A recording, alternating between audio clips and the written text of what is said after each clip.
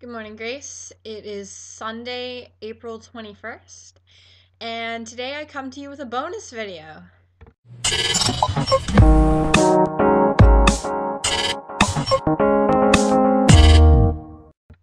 I wanted to make this video to reflect on Day of Silence not silently, and to also kind of make amends for not making a video this week.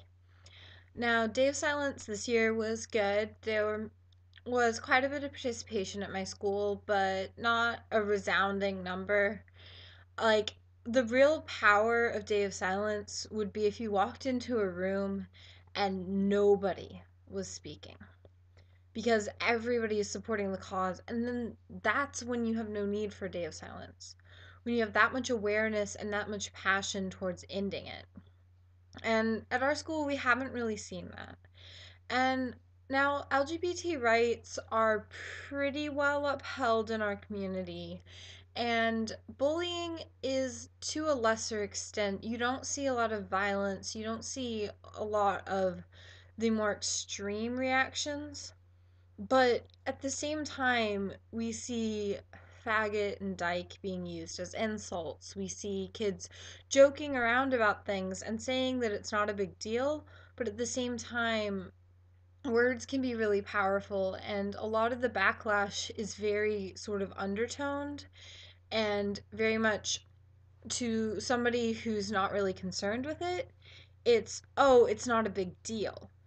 But if you get enough people saying that, then the general community says it's not a big deal and it's not an area of concern when it still is. And I think that that's the major issue and audience that our Gay Straight Alliance is trying to reach, is people who don't think they need to be an ally, who don't think that they need to participate in Day of Silence because all of these issues with bullying and violence towards the LGBT community is existing outside of our community, which isn't true. We might not have big violence or kids being beat up or their lives threatened, but we have plenty of kids who don't feel accepted, who don't feel like they can come out to their community, who don't have a safe and welcoming environment to live in and be who they are. And sure, there are plenty of people in our community who are supportive, many of which who don't participate in Day of Silence because it's too hard, because they don't think silence is a strong enough movement to have any kind of impact. And in my Day of Silence video, I said that the biggest impact for me was hope. And I think that that remains true. But this year, I didn't get as much of a sense of solidarity and community as I did last year. And this is just logistically because last year, Day of Silence was on the day of the SCA Olympics, which is the student council run sort of stupid games, spoon and egg race, that sort of thing. And it's classes versus teachers. And every year the seniors win. It's a silly event.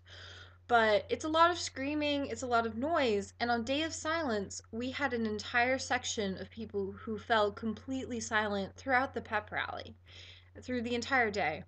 And that was really powerful to me.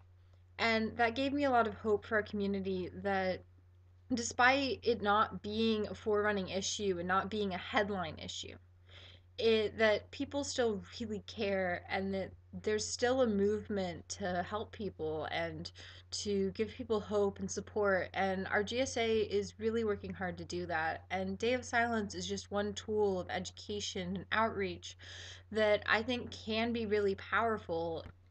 And on that note, I'm already over time, so I better go. But have a great weekend, Gracie, and I will see you on Tuesday.